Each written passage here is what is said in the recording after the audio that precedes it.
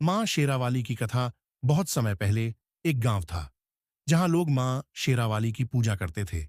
उस गांव के लोग बहुत ही श्रद्धालु और मेहनती थे, लेकिन एक भयंकर राक्षस जिसका नाम असुरराज महिषासुर था, उस राक्षस ने उनके जीवन को दुख और कष्टों से भर दिया था।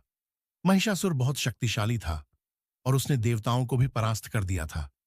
उसके अत्याचारों से त्रस्त होकर लोग दिन रात मां शेरावाली से रक्षा की प्रार्थना करने लगे।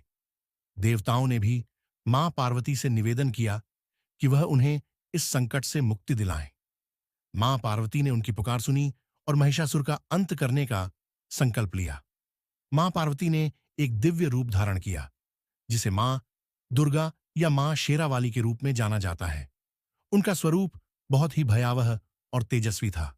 उनके सिर पर सोने का मुकुट, हाथों में त्रिशूल, तलवार और अन्य अस्त्र शस्त्र थे।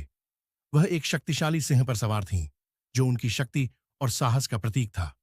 मां शेरावाली ने महिषासुर को चुनौती दी।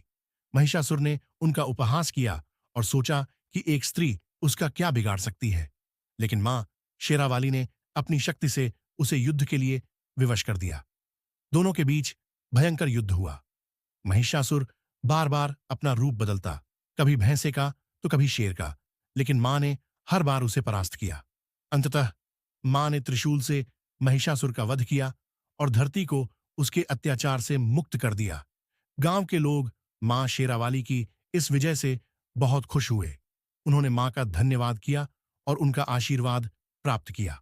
मां ने कहा कि जो भी मेरी पूर्ण भाव से पूजा करेगा और मुझ पर विश्वास रखेगा, मैं हमेशा उसकी रक्षा करूंगी।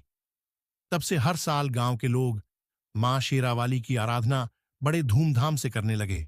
नवरात्रि के 9 दिनों में वे मां के 9 रूपों की पूजा करते और 10वें दिन विजयादशमी के रूप में महिषासुर पर मां की विजय का उत्सव मनाते। गांव में फिर से खुशहाली और शांति का वास हो गया। मां शेरावाली की यह कथा हमें सिखाती है कि जब भी हम सच्चे दिल से मां को पुकारते हैं, वह हमारी हर कठिनाई को दूर करती हैं और हमें विपत्ति से बचाती हैं। बस हमें मां पर अटूट विश्वास रखना चाहिए और उनका स्मरण करना चाहिए। जय माता दी।